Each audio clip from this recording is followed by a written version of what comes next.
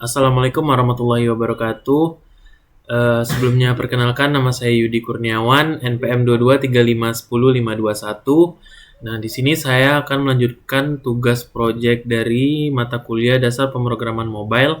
Di sini saya tidak sendiri, di sini saya bersama teman saya, ada Taufik Mahaldi, NPM 2235108882, ada Tio Aji Dinata, NPM 2235105553, kemudian ada Tegar Prasetya Dwi Wardana dengan NPM 2235101193, dan kemudian ada Zikri Fitra Handrian dengan NPM 2235100732. Nah, pada kesempatan kali ini saya akan menjelaskan tentang aplikasi kami, yaitu aplikasi yang bergerak di bidang jasa penyedia laundry. Nah, di sini ada nama aplikasi kami. Aplikasi kami bernama OkClean dengan tagline yaitu semua oke dengan OkClean. Jadi kami merancang aplikasi ini untuk sebagai penyedia jasa dari sebuah perusahaan atau sebuah tempat laundry. Nah, di sini kami mengambil sampel atau contohnya dengan nama OkClean. Di sini kami juga membuat tagline-nya yaitu semua oke dengan OkClean. Aplikasi ini diciptakan untuk mempermudah kita semua dalam laundry gitu loh, untuk seperti pengantaran atau penjemputan laundry. Nah, langsung saja masuk pada desain UI aplikasi kami.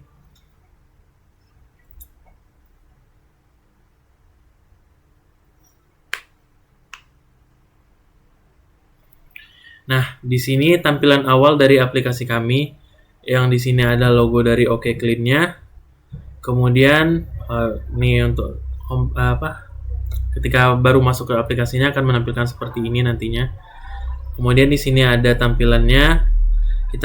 Ketika kita klik menu daftar, maka akan muncul tampilan seperti ini, di mana kita akan memasukkan nama, email, kemudian masukkan password dan konfirmasi passwordnya. Kemudian kita akan klik ke daftar. Ketika udah diklik daftar, nanti akan masuk ke bagian login lagi. Kemudian kita masukkan email dan password, kemudian kita login. Nah, di bagian login, setelah login kita akan masuk pada menu aplikasinya atau home screen-nya. Di sini ada beberapa pilihan navbarnya. Di sini ada home, ada price, ada history, dan ada profile. Kita mulai pada bagian menu home dulu. Di sini ada beberapa layanan yang kami berikan. Yang pertama itu ada cuci, yang kemudian ada setrika, kemudian ada cuci setrika dan dry clean. Nah, di cuci ini ada harga-harganya, kaos, kemeja, jeans, hoodie. Di sini ada harga-harganya. Kemudian ini ada keranjang. Kemudian ada setrika. Nah, ini untuk tampilannya belum kami ubah untuk konekkan ke satu-satu gitu. Jadi ini masih scroll, ketika diklik itu masih scroll semua, jadi kayak gini dia. Oh iya, nih yang ada gambar keranjang ini akan menampilkan item apa saja yang udah kita masukkan atau kita pilih ke dalam keranjang tersebut. Nah, di sini sebagai contohnya ada kaos cuci setrika dengan pilihan menu cuci setrika dengan harganya itu 1.500. Kemudian ada 5 item dan harganya 7.500 total dari bagian kaos tadi. Nah, kemudian ada yang kaos cuman setrika aja, dia ngambil 10 dengan harga 500, kemudian totalnya menjadi 5.000. Nah, di sini ada total itemnya ada 15, kemudian total amount-nya ada 12.500.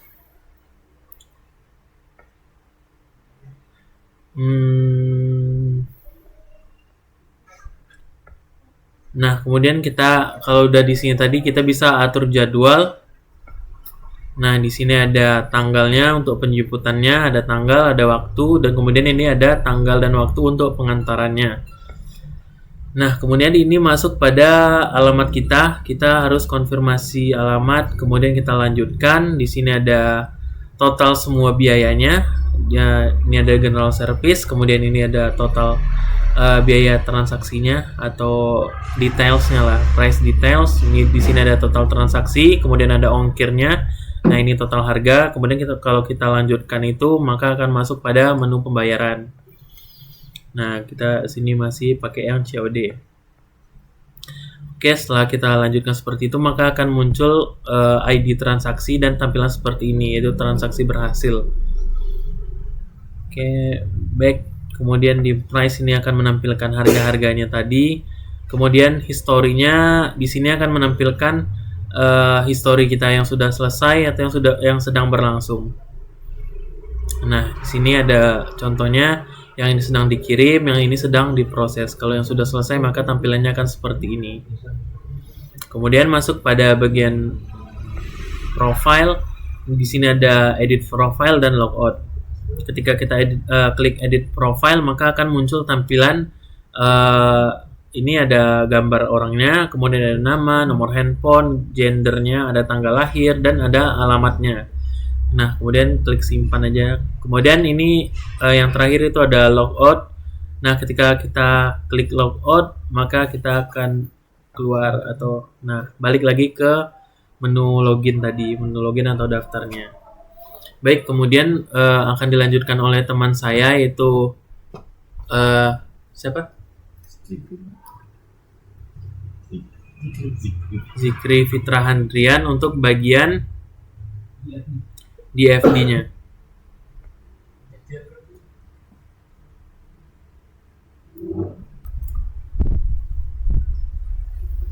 Baik, di sini saya Zikri Fitra Handrian. Di sini saya akan menjelaskan tentang konteks diagram. Di sini konteks diagram dalam sistem aplikasi laundry. Di sini mempunyai aktor eksternal yaitu user dan juga admin.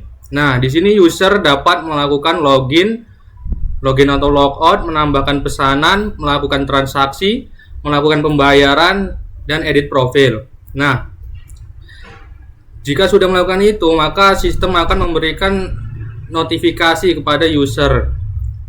Nah, untuk selanjutnya di sini admin dapat melakukan login atau logout dan mengkonfirmasi pesanan. Nah, jika sudah, maka sistem akan mengirimkan notifikasi ke admin, lalu admin juga akan menerima informasi orderan, menerima informasi pembayaran. Untuk selanjutnya di sini saya akan menjelaskan di FD. Nah, pada proses 1.0 yaitu cuci, admin atau user melakukan query ke tabel cuci.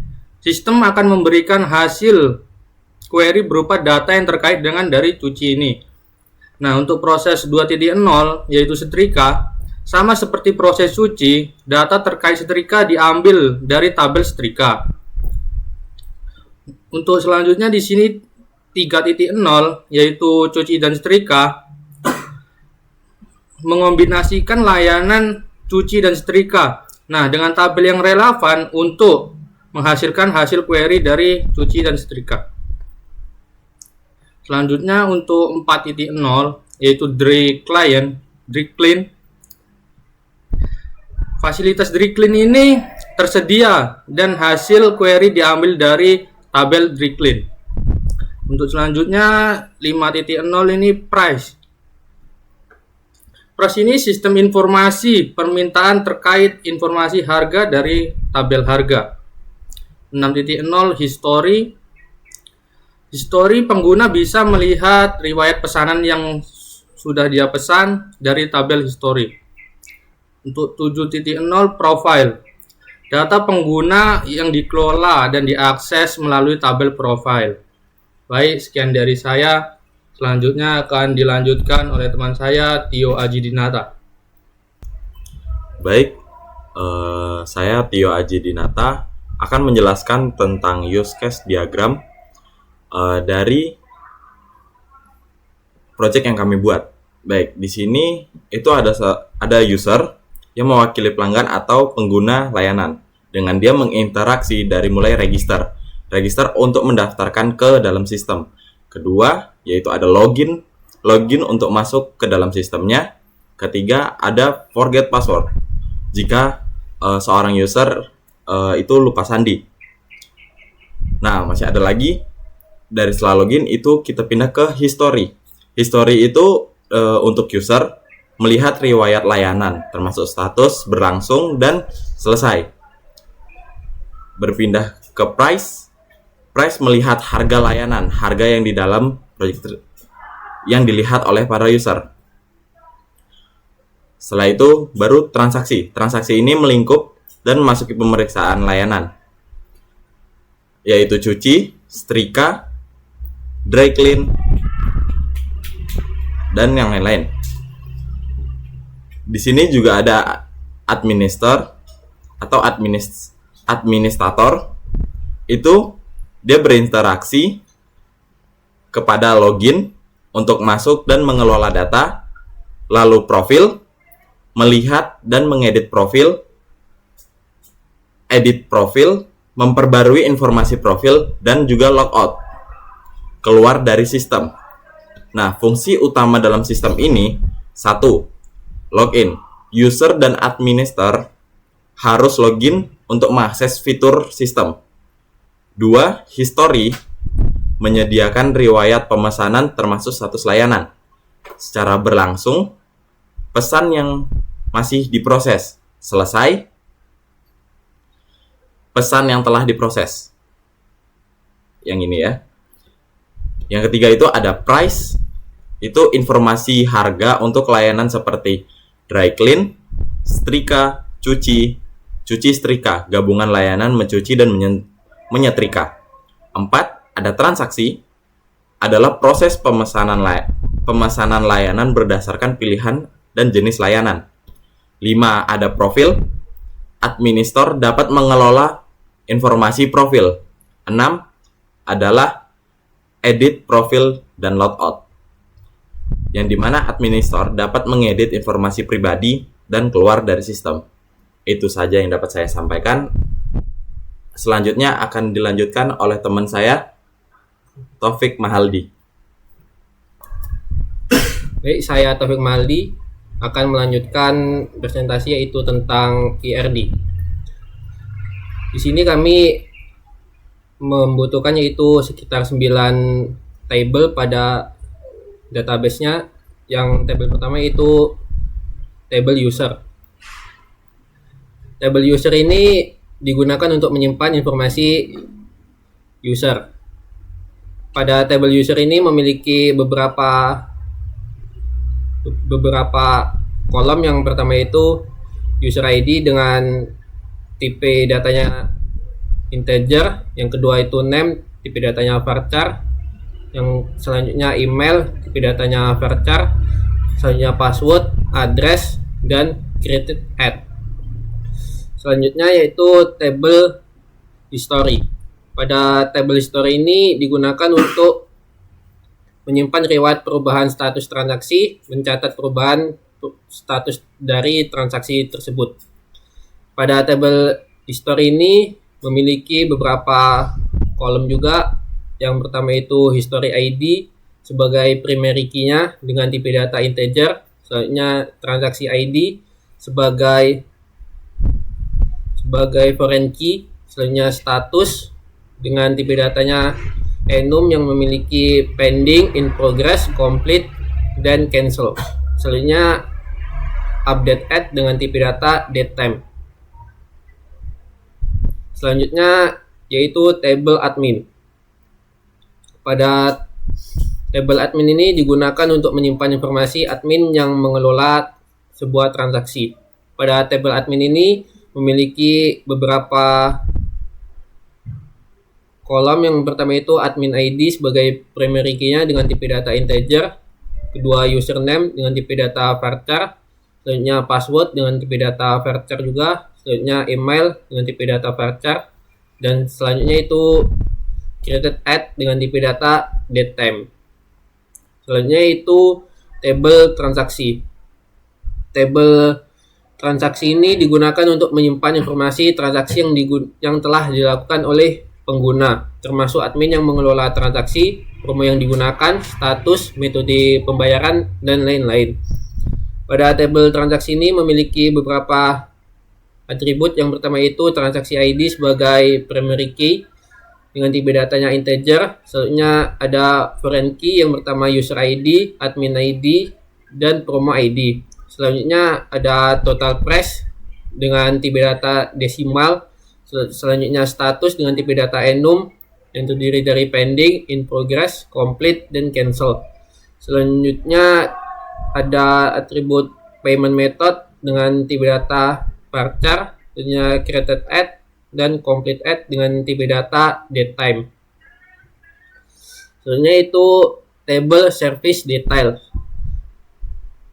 Table service details ini digunakan untuk menyimpan rincian layanan yang dipesan dalam suatu transaksi. Pada table service detail ini memiliki beberapa atribut. Yang pertama itu detail ID sebagai primary key-nya. Selanjutnya terdapat dua foreign key. Yang pertama transaksi ID dan pricing ID. Selanjutnya terdapat quantity dengan tipe data integer dan subtotal price dengan tipe data desimal.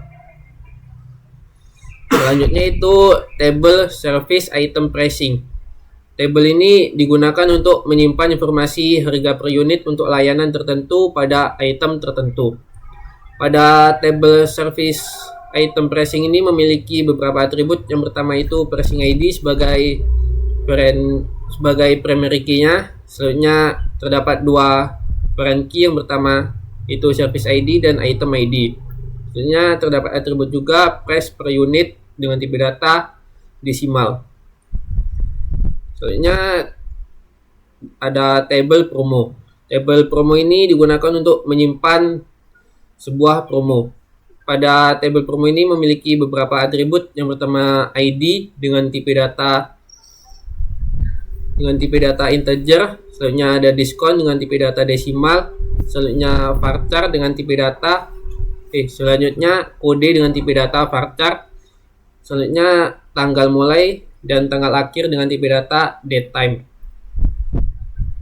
Selanjutnya terdapat juga table service. Table service ini digunakan untuk menyimpan layanan yang tersedia. Misalnya cuci, setrika, cuci dan setrika, dan dry clean.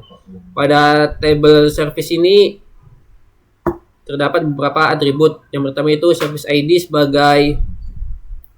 sebagai primary key dengan tipe data integer. Selanjutnya ada service name dengan tipe data enum yang terdiri dari cuci, setrika, cuci dan setrika, dan dry clean. Selanjutnya terdapat table item. Table item ini digunakan untuk menyimpan daftar jenis barang yang dapat dicuci atau disetrika.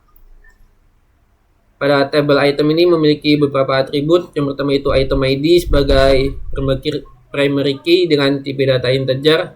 Selanjutnya ada item name dengan tipe data enum yang terdiri kaos, meja, jeans, dan hoodie. Baik, selanjutnya untuk hubungan kardinalitas antara table ke table, yang pertama itu service dengan service item pricing memiliki kardinalitas one to many, dan selanjutnya item dan service pricing one to many juga. Selanjutnya promo dan transaksi memiliki kardinalitas one to many, artinya satu promo dapat digunakan di banyak transaksi. Selanjutnya service item pricing dengan service detail memiliki kardinalitas one to many, artinya service item pricing dapat digunakan untuk beberapa service detail. Selanjutnya table transaksi dengan table service detail memiliki kardinalitas one to many, artinya satu transaksi dapat terjadi atau digunakan pada banyak service detail. Selanjutnya table admin dengan transaksi memiliki kardinalitas one to many, yang artinya satu admin ini dapat mengkonfirmasi banyak transaksi. Selanjutnya table user dengan table transaksi memiliki kardinalitas one to many, yang artinya satu user ini dapat melakukan banyak transaksi. Selanjutnya table transaksi dengan table history memiliki kardinalitas one to many, yang artinya satu transaksi ini dapat disimpan di banyak history. Mungkin itu saja yang dapat saya sampaikan. Untuk materi selanjutnya atau penjelasan selanjutnya akan dijelaskan oleh teman saya, yaitu Tegar Prasetya. Assalamualaikum warahmatullahi wabarakatuh. Saya Tegar Prasetya Dewi Wardana. Di sini saya akan melanjutkan presentasi mengenai API-nya. Nah, di sini yang pertama ada portsnya untuk registrasi, yaitu /user registrasi. Di sini contoh skemanya, di sini ada nama, kemudian email, nomor, dan password. Kemudian yang selanjutnya ada post user login. Di sini skemanya ada nama, kemudian email, password, nomor HP, dan password. Kemudian di sini ada forget password. Di sini untuk mereset passwordnya. Nah, di sini cuman menggunakan email saja. Dan responnya di sini akan menampilkan jika gagal, dia akan mengirimkan kode 404, dan jika berhasil dia akan mengirim pesan password di reset melalui link email. Kemudian selanjutnya ada melalui Google. Di sini mengambil token, dan jika tokennya benar dia akan langsung login, dan salah dia akan gagal. Kemudian di sini ada dari Facebook, login menggunakan Facebook. Di sini dia akan mengirimkan token. Nah, jika berhasil dia akan langsung masuk ke aplikasinya. Contohnya jika gagal dia akan mengirimkan expired token. Kemudian di sini ada service. Di sini akan menampilkan list apa saja layanan yang tersedia. Nah, misalnya di sini ada ID 1, layanannya cuci, dan deskripsinya itu membersihkan pakaian. Kemudian di sini ada harganya 5.000. Nah, di sini. Kemudian ini jika layanannya tidak dapat diambil, mengirimkan kode 404.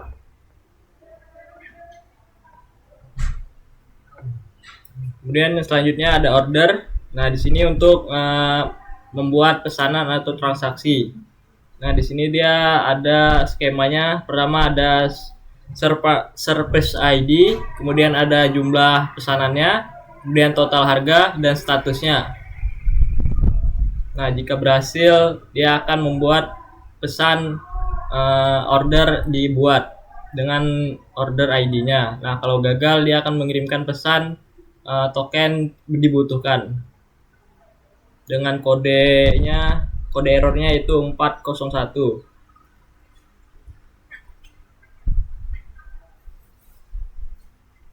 Kemudian di sini ada pesanan get order, yaitu mengambil pesanan. Di sini dia ada skemanya, yaitu service ID-nya, kemudian jumlahnya, total, kemudian ada total harga dan statusnya. Nah, di sini kalau gagal dia akan mengirim pesan dibutuhkan datanya. Kemudian ada kode errornya itu 404. Kemudian di sini ada payment. Payment ini untuk membuat pembayaran untuk order atau pesanan. Nah, di sini ada post payment. Di sini dia skemanya yaitu ada order ID, kemudian ada harganya, kemudian ada metode pembayarannya. Nah, jika berhasil dia akan payment create sukses. Nah, jika gagal, nah ini dia.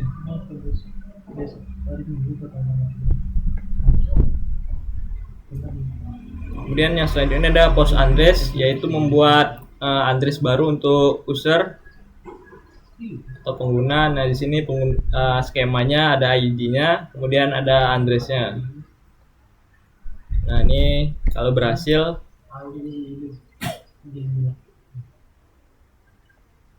Kemudian ada get address, yaitu untuk menampilkan alamat yang dimiliki oleh user. Sini sama dengan yang sebelumnya, ada ID dan alamatnya. Kemudian ada put address, yaitu mengupdate alamatnya. Sama juga skemanya, yaitu ID dan address.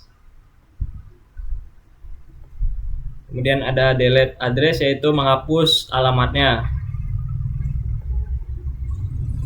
Nah, di sini dia kalau berhasil akan mengirimkan ini sukses. Kemudian ada post schedule, yaitu membuat schedule kapan diambil atau pengantarannya sebuah pesanan. Nah, di sini skemanya itu pertama ada order ID, kemudian ada tanggal pengambilan, kemudian jam berapa, kemudian kapan diantar dan jam berapa diantarnya. Nah, di sini jika berhasil akan mengirimkan pesan schedule dibuat sukses dan ID-nya. Kemudian di sini kalau gagal token diperlukan dan kode errornya itu 401. Kemudian ada get schedule, yaitu mengambil detail dari orderannya, schedule orderannya. Nah, di sini sama skemanya, yaitu order ID, backup data kapan diambilnya, kemudian waktu kapan diambilnya dan kapan diantarnya. Nah, di sini kalau gagal dia akan mengirimkan kode 404.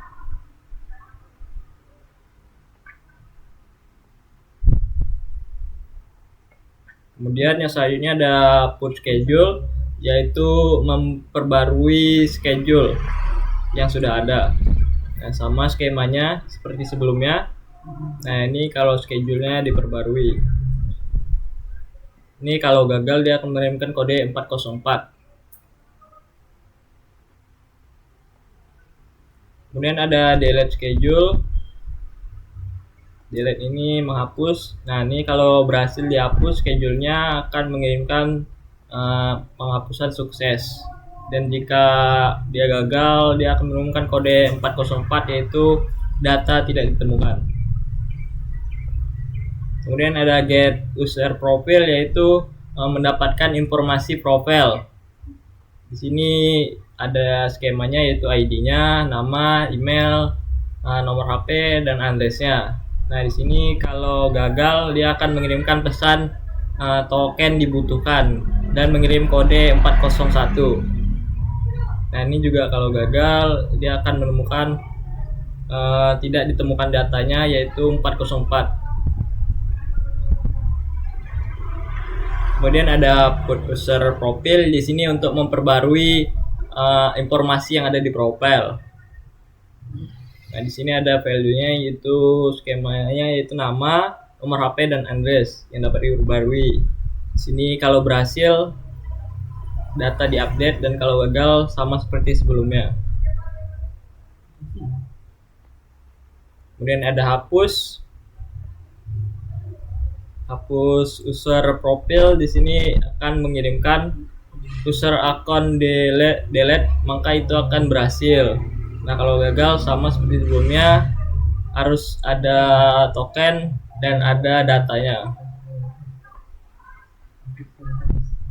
Kemudian ada get history. Di sini akan menampilkan apa saja yang sudah dipesan oleh pengguna.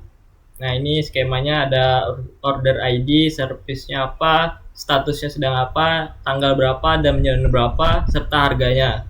Nah, ini kalau gagal maka menampilkan token dibutuhkan dan membutuhkan resource not found.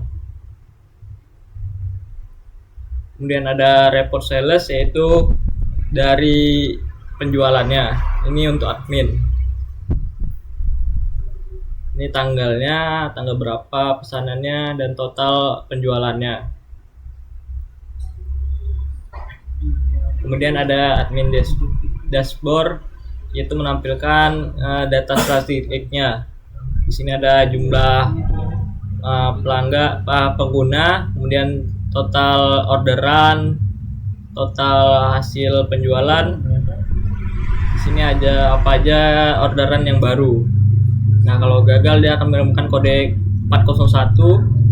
Nah, kalau bukan admin dia akan menolak dan membutuhkan akses admin. Kemudian ada get admin order, yaitu admin gunanya untuk melihat seluruh orderan untuk admin. Di sini ada service ID-nya, berapa jumlah pesanannya, total harganya, dan statusnya apa. Nah, ini akses tokennya dibutuhkan kalau memiliki error kode 401. Kemudian ini untuk error admin yang hanya bisa akses saja. Sini ada admin order status, gunanya untuk mengupdate status di pesanannya seperti proses, pending, dan berhasil atau sudah selesai.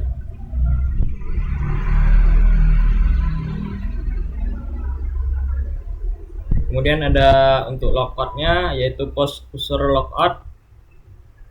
Di sini kalau berhasil dia akan mengirimkan pesan user sudah logout, dan gagal maka akan mengirimkan kode 401. Nah, mungkin itu saja yang dapat saya sampaikan.